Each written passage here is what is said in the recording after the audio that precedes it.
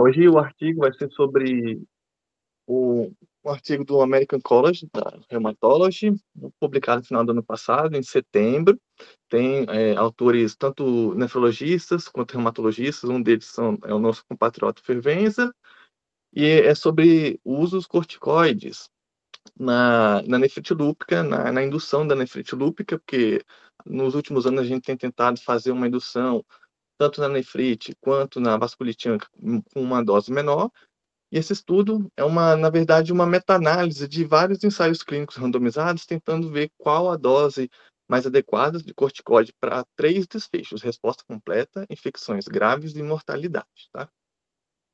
Então, inicialmente, em relação à introdução, só pra gente recapitular que os corticoides, eles são usados há muitas décadas como uma pedra fundamental no tratamento da nefrite lúpica e por prevenir também doença renal crônica terminal, mas sempre combinado com outro imunossupressor. Há uma falta de evidências sobre a dosagem e o grau no qual o benefício renal supera o risco, e a recomendação do ELA atualmente é de 0,3 a 0,5 miligramas por quilo. Os ensaios com a voclosporina ajudaram na redução da dose do corticoide, que a gente usa uma dose menor também no multitarget, e a dosagem reduzida versus a padrão, elas não foram testadas em grandes ensaios. Os ensaios abertos anteriores, eles haviam mostrado uma maior resposta e maiores infecções também nas doses mais altas de corticoide oral. E para avaliar a resposta renal, infecções e morte entre pacientes com nefrite lúpica, foram feitas revisões sistemáticas e meta-análise de ensaios clínicos randomizados, que é este artigo em questão. Então, passando para os materiais e métodos, foram realizadas buscas de bancos de dados de diversos países até setembro de 2023, um ano antes da publicação. Foram incluídos ensaios clínicos com pelo menos 10 pacientes com diagnóstico de nefrite lúpica por biópsia e tinha que ter um acompanhamento mínimo de 6 meses.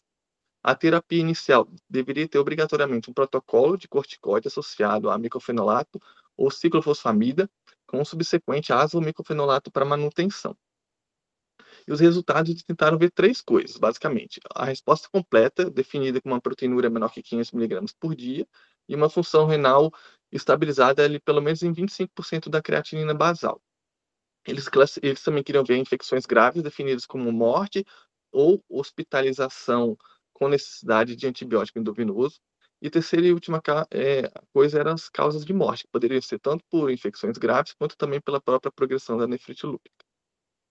A velocidade de redução do corticoide ele foi considerada rápida quando a prednisona, na semana 16, tivesse atingido um valor igual ou menor a 7,5 miligramas por dia de prédio oral. E o pulso de metilpred foi definido como maior ou igual a 250 miligramas por dia. Então, inicialmente, eles tinham revisado, encontrado, na verdade, 5.759 ensaios clínicos randomizados, e durante o screening, sobraram inicialmente 5.447, mas já de cara eles excluíram alguns milhares, restando a princípio 647, mas que no final das contas ficaram apenas 37 por conta desses protocolos que não estavam muito bem definidos, tinham duplicações, tinham também umas estruturas relacionadas a a qual dosagem do corticoide que não estava muito bem estabelecido, e também não estava, alguns não usaram muito bem estabelecido qual imunossupressor. Então, no final das contas, sobraram 37 ensaios clínicos randomizados. Desses 37, tinham 3.231 pacientes com diagnóstico de nefrite lúpica por biópsia, uma média de 31 anos, e 88% eram mulheres. Tinham, desses 37 ensaios clínicos, 50 braços adequados para as meta-análises. Dos 50 braços, 12 tinham uma dose de prednisona inicial menor que 30 miligramas por dia, que davam 633 pacientes, e os 38 tinham uma prednisona maior que 30 miligramas, que era a maioria dos pacientes, 2.598. Eles analisaram também em relação à estratégia de redução. Tinham 8 braços que tinham uma redução mais rápida, totalizando 586 pacientes. E os outros 42 braços tinham uma redução um pouco mais lenta, com 2.645 pacientes. Dos 50 braços, 34 fizeram pulso de metilpred, com uma média de 750 miligramas por dia durante 3 dias.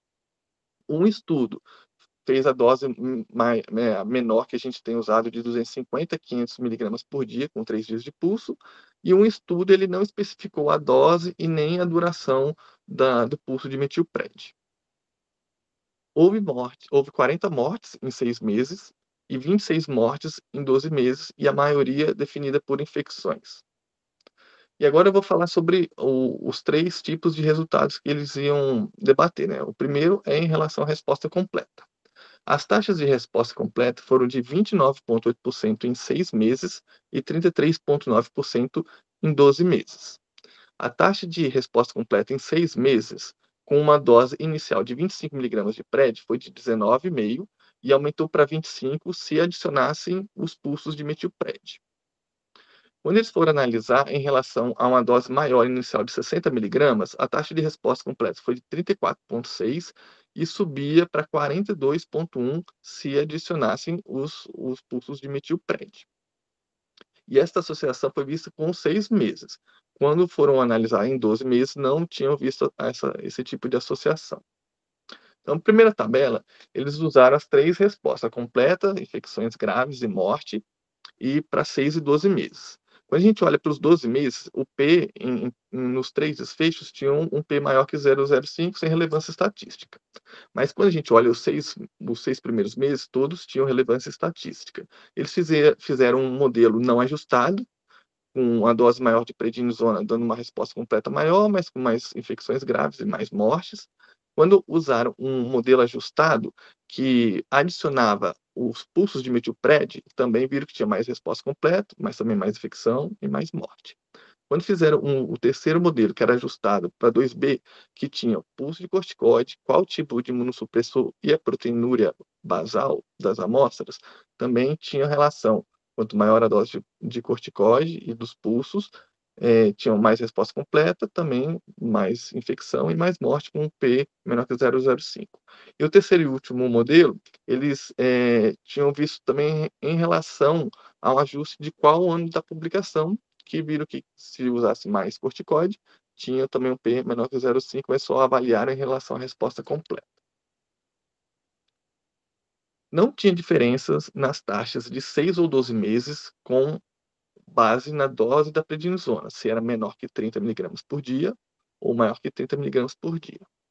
Os subgrupos, de acordo com a velocidade de redução gradual, não tiveram diferenças também em 6 ou 12 meses para a taxa de resposta completa. Na análise de subgrupo, com administração de pulso de metilpred, não mostrou diferença na análise principal, também na resposta completa, em 6 ou 12 meses. E aqui eles fizeram uma segunda tabela, que eles iam avaliar os 3 desfechos, classificando em 6 e 12 meses, e dividiam em subgrupos. Por exemplo, tinha qual o início da dosagem, se era uma prednisona maior ou menor, se a velocidade de redução era maior ou menor, se fizeram pulso ou não. Então, primeiramente, eles foram ver a resposta completa em 6 meses, a gente vê que o P não tinha diferença estatística. Em relação à resposta completa em 12 meses dos subgrupos, também não tinha P com relevância estatística. Na análise de subgrupos para infecções graves em 6 meses, também não tinha relevância estatística. Infecções graves em 12 meses, sem relevância estatística também. Já quando foram analisar em relação à morte em 6 meses, também a gente vê que não tinha resposta completa. No entanto, com a morte em 12 meses, notaram-se que tinha um P menor que 0,05 em relação à velocidade do desmame do corticoide.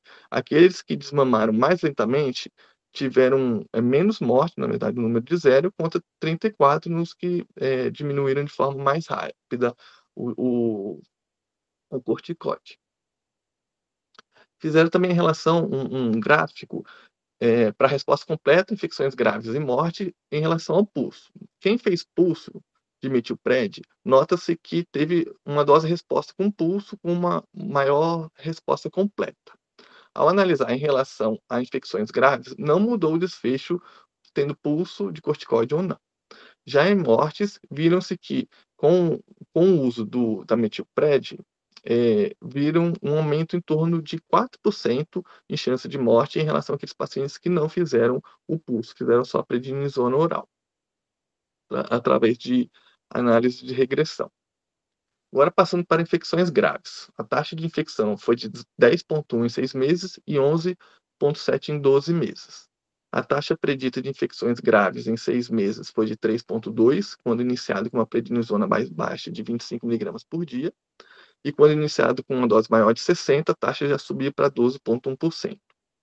E as taxas de infecções sérias em 6 meses tomando mais de 30 miligramas de prednisona foi de 10,4 versus 6,3 aqueles pacientes que tinham uma prednisona menor que 30 miligramas, mas não teve relevância estatística, que o P era maior que 0,05, mas é um dado interessante que tendia a aumentar as infecções na dose maior que 30 miligramas.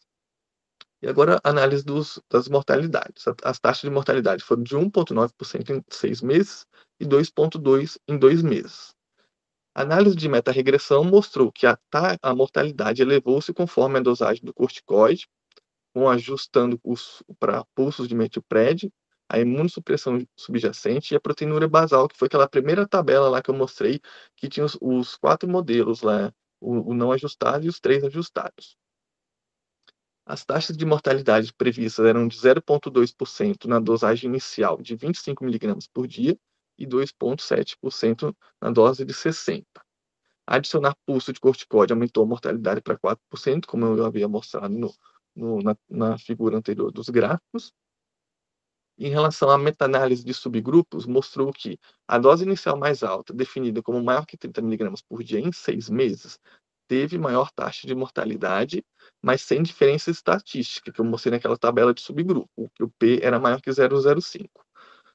E no subgrupo de velocidade de redução em 6 meses, não houve diferença entre redução rápida e lenta. Porém, na redução rápida, teve maior mortalidade em 12 meses, numa diferença de 3,7 versus 1,4% com o P de 0,01, que era aquela tabela 2 da análise de subgrupos, que mostrou que a única coisa que teve relevância estatística foi a mortalidade em 12% numa velocidade mais rápida de desmame do corticoide. Eles fizeram uma tabela também de análise de certeza em relação aos 3 tipos de resposta para 6 e 12 meses, e o risco de viés, inconsistência, avaliação indireta e imprecisão dos estudos. E eles notaram que para 6 meses, na resposta completa infecções graves, tinham uma certeza de evidência moderada, enquanto que para 12 meses, tanto resposta completa, infecção grave e morte tinham muito baixa, né. E quando eu analisava para 12 meses de resposta completa era baixa, o que caracteriza que em 6 meses a certeza dos estudos foi moderada apenas para a resposta completa e infecções graves. Passando para a discussão, após 70 anos do uso de corticoide, ainda temos evidências limitadas acerca de quais dosagens, quando e como reduzir a prednisona oral. As novas diretrizes orientam pulsos com uma menor dose de metilpred, seguido por uma menor dose oral de corticoide, e essas recomendações não foram calcadas em grandes estudos. Nesta meta-análise de braços de regimes de corticoides protocolares em ensaios clínicos de nefrite lúpica, as doses mais altas de prednisona foram associadas realmente a uma resposta completa maior, no entanto, acompanhou também infecções graves e maior mortalidade. Observamos, portanto, um gradiente dose-resposta, que quanto maior a dose inicial, maior a taxa dos 3 desfechos, e, no entanto, na análise de subgrupos, com dose de PrED maior ou menor que 30 miligramas por dia, não foram encontradas diferenças nesses 3 desfechos. Neste estudo, os pulsos de metilpred tiveram associação a maior resposta completa e maior mortalidade em 6 meses, mas não em 12 meses. E a administração de pulso de corticoide com prednisona maior que 40, dando uma dose de 0,6 a 0,7 miligramas por quilo por dia, teve um aumento desproporcional de infecção e morte. E aí eles põem até que se tivesse um protocolo que combinasse um pulso de metilpred mais baixo, aquele definido entre 250 a 500 por dia, e uma prednisona oral de até 40 miligramas por dia, como uma dose inicial, pode ser um regime ideal a nível populacional, tendo menos tendência à mortalidade e menos tendência à infecção grave também. Mas eles colocam para a gente sempre individualizar, levando em conta o peso do paciente, o grau da doença também da nefrite e o risco de infecção, e o impacto da dosagem do corticoide na eficácia e segurança foi observado nos primeiros 6 meses dos ensaios clínicos randomizados. A maioria dos ensaios fez pulsos iniciais com PrED em doses mais altas nas primeiras 4 semanas, e no sexto mês eles exigiram que a prednisona tivesse menos do que 10 miligramas por dia. Isso é uma coisa interessante também. Junto com a redução da dose inicial do corticoide, foi sugerido que fazer uma redução mais rápida seria uma estratégia aceitável na terapia inicial da nefrite lúpica. E na análise de subgrupo com base na dosagem de prednisona na semana 16, encontramos taxas maiores dos 3 desfechos, em 6 meses, tendo a prednisona uma dose um pouco maior do que 7,5 miligramas por dia. E, surpreendentemente, encontramos uma taxa de mortalidade maior em 12 meses naquele subgrupo de redução mais veloz. Uma das hipóteses seria que o controle inicial mais pobre da nefrite lúpica, o grupo não atingiu resposta completa e teve mais complicações da própria nefrite, e não necessariamente por infecções. As análises elas foram limitadas a 12 meses. O impacto das estratégias no longo prazo referente à osteoporose ou doença renal crônica terminal permanece desconhecido, que eles não analisaram isso no estudo. O estudo também não incluiu a hiperglicemia como um efeito colateral do corticoide, que também teria um impacto relevante na tomada de decisão. O número de ensaios clínicos randomizados que usaram estratégias de baixa dose de prednisona, eles incluíram predominantemente micofenolato também, ao invés de ciclofosfamida. Os resultados deste estudo, eles são relevantes para a prática clínica e desenvolvimento de novas diretrizes futuras. Era isso que eu tinha para apresentar hoje. Obrigada, Aline. Muito bom. Esses trabalhos de meta-análise são sempre difíceis, né, de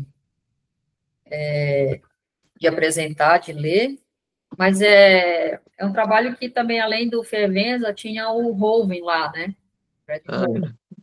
E a gente tem que lembrar que o CADIGO, agora de nefrite lúpica, 2024, ele já põe uma grande tabela lá, que por mais que ele fala ali que tem um grupo de dose alta de corticoide, mas já é uma dose baixa, né? Ele já coloca o pulso para todo mundo no máximo 500 miligramas em 3 dias, né?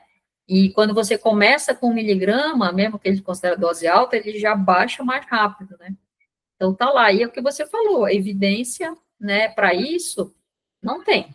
Na verdade, tiveram 2 estudos só que fizeram, mas não foi comparativo, né? Eles já começaram o trial com dose baixa de corticoide e viram que não tinha muita diferença, que foi o Erolupus, mas aí a taxa de filtração glomerular era 100 ml, né, média, e como você falou, voclosporina, que eram excluídos pacientes com taxa de filtração menor que 45.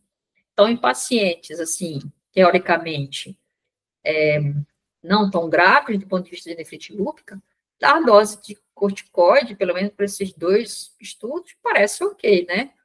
Nosso problema e os pacientes mais graves? Só que tem uma doença que é a vasculite ANCA, que é grave, mesmo nela, tem o Pexivas, que usou doses mais baixas de corticoide, ok, né? Então, talvez, baseado até nessa coisa de olhar a vasculite ANCA, o CADIGO tenha colocado essa questão aí de um corticoide mais baixo. Então, a ideia do trabalho é de apresentar, eu sei que é árduo, mas é mostrar que não é uma evidência forte essa recomendação do CADIGO. É o que a gente pratica, né? Mas sempre a gente individualiza um pouco, né, esse tratamento. Aí eu deixo aí aberto para comentários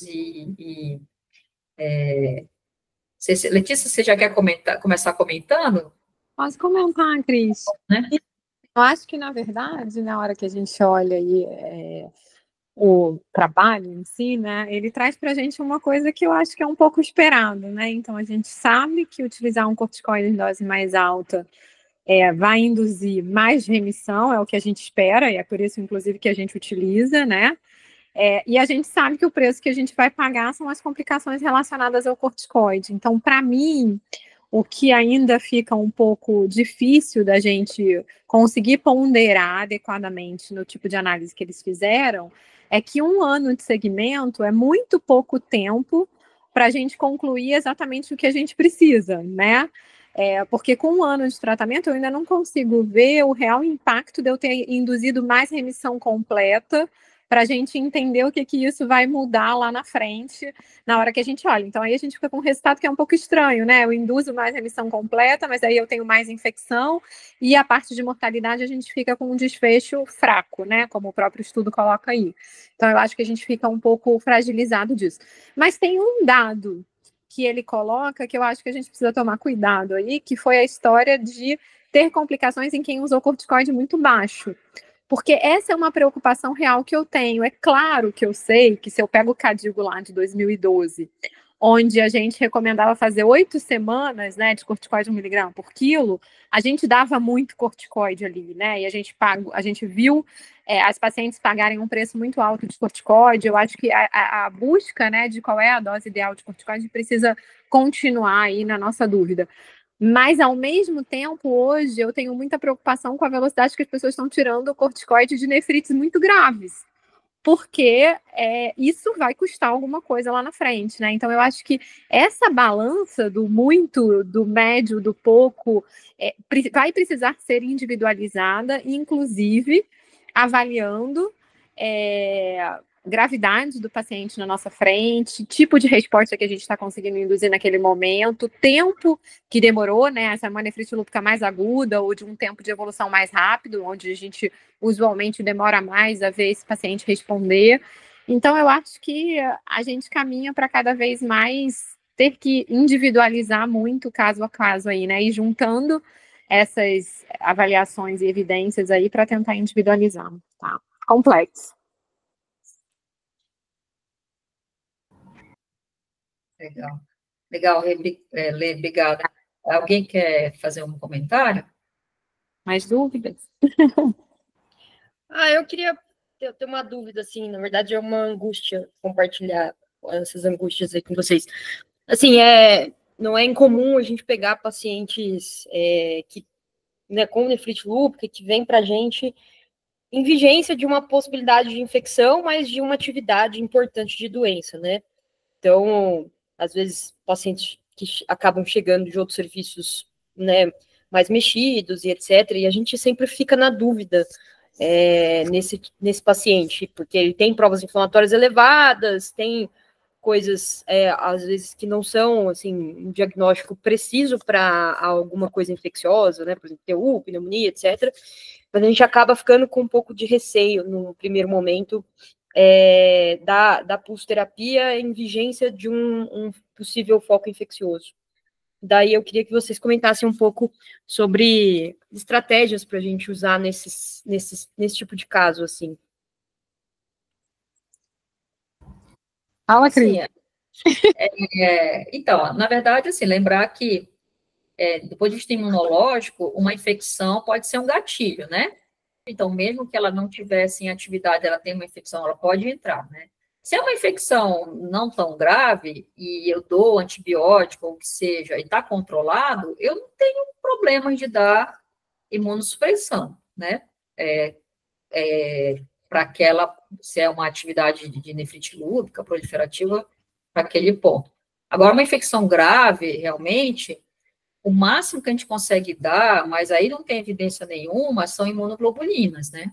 Então, fica meio, estou desesperada, está fazendo aqui uma vasculite pulmonar, sei lá, uma vasculite renal, estou desesperada, mas está com uma infecção, está em sepsis, sei lá.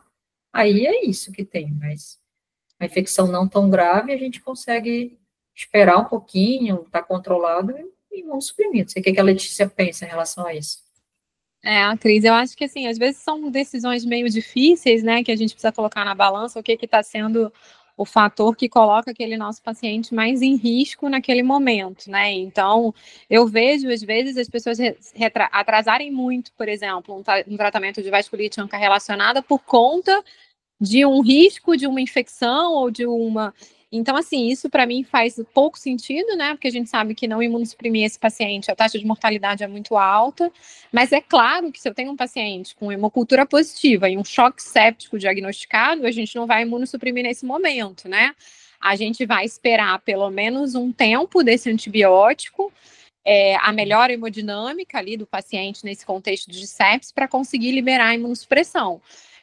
Mas, enfim, né, eu acho que aí são as avaliações que a gente precisa fazer no paciente e definir na nossa balança ali, né? Não dá para dizer assim, só porque o paciente está tomando antibiótico, eu também não vou conseguir imunossuprimir esse paciente e vou atrasar porque ele vai usar, sei lá, né, um tratamento de 14 dias, ou é uma osteomielite que ele vai tratar por não sei quanto tempo, né? Então, não tem muito como a gente, às vezes, não ter que imunossuprimir ao mesmo tempo que a gente está em um tratamento de uma infecção que tem que estar minimamente controlada, né? Aí é o que eu tô falando, né? Fora de um contexto de sepsis e choque séptico, que aí eu acho que são as situações que mais me preocupam. E eu acho que o caso mais difícil que eu já tive nisso aí tudo é paciente com endocardite, né? Que aí com endocardite é um pau a gente conseguir se acertar aí na vigência da imunossupressão, né? A hemocultura demora a negativar, a gente tem aí um contexto um pouco mais complexo de manejar, tá? Mas não tem nenhuma regra de bolo, cara, infelizmente, como nada. A gente teve um caso bem dramático no início desse ano, era uma vasculite, um Wegener, só que a paciente fez um abscesso pulmonar e choque séptico pelo abscesso pulmonar, bem dramático, assim. Eu estava de férias na época, mas o pessoal relatou que foi bem difícil essa decisão, assim, entre as duas coisas. Ok. Mais algum comentário? Eu fiquei pensativa em relação à questão. Eu não sei se teve correção para isso, tá? O Link pode me corrigir se eu estiver errado, mas eu fiquei pensativa em relação à maior mortalidade com a dose mais alta da pulsoterapia, se não estava relacionada à doença mais grave mesmo, justamente pelo fato de talvez terem escolhido uma dose mais alta do corticoide para um paciente mais grave, que já seria um paciente que morreria mais pela doença. E só comentando em relação ao que a Karina colocou, acho que aqui no Brasil a gente ainda tem o problema da tuberculose. Né? Dia 24 foi Dia Mundial Tuberculose. Eu já tive tuberculose, e eu acho que a gente ainda pega bastante paciente, pelo menos aqui em Brasília, a gente com certa frequência pega paciente em atividade de doença e com tuberculose fazendo diagnóstico naquele momento. Aí eu também acho bem, bem dramático para poder a gente conseguir colocar o corticoide, ter que ficar naquela angústia ali, esperando um tempo de ação ali do HIP até conseguir imunossuprimir o paciente. Mari, teve um caso desse na UTI mês passado. Era isso. Pois é, a gente vê tô com dois recentes agora também. Estava tratando desde janeiro, e aí ela fez uma atividade, assim, bem importante, e não era só, na verdade, assim, o rim já tinha ido pro buraco, mas ela fez outras atividades, assim, agora não me lembro, hematológico, vou fazer uma miocardite nesse contexto, enfim, e a gente ficou nesse drama aí. O que a gente faz? Exatamente por isso. Maria, veja se eu entendi sua pergunta. Você questionou se a dose mais alta estava com o quê mesmo? É que ele colocou que a dose mais alta de pulso tinha maior mortalidade. Não lembro agora se foi aos 6 ou se aos 12 meses. E aí eu fiquei pensando se não era pela atividade da doença em si, uma doença mais grave, que aí foi pulsada com uma dose mais alta de corticoide, por isso esse paciente morreu mais pela atividade da doença e não pela dose mais alta do corticoide, entendeu? Foi isso que eu fiquei assim, que acho que surge como um dos questionamentos, e não sei se tem como tirar esse confundidor, se tem como ajustar de alguma forma estatisticamente. O que eles ajustaram foi essa tabela aqui, que, por exemplo, esse modelo não ajustado, eles colocaram no corpo lá do texto, falando que quanto maior a dose, você tinha do prednisona oral, você tinha mais resposta, mas também mais infecção e mais morte. Eles ajustaram 3 modelos, igual eu tinha falado. O primeiro é o uso do pulso da metilpred, mas eles não especificaram em relação se o paciente era mais grave ou não. E aí você vê que o P tem relevância estatística, com maior resposta, mas também mais infecção e mais morte. E o outro modelo 2B, eles adicionavam, além dos pulsos de corticoide, ó, o tipo de imunossupressão, mas por que deram uma ciclofosfamida, uma metilpred, eles não entraram em detalhes, e qual era a proteinúria relacionada também. Entrava nesse modelo 2 e a gente vê que teve mais resposta olhando esses outros parâmetros, mas também mais infecção e mais morte relacionada.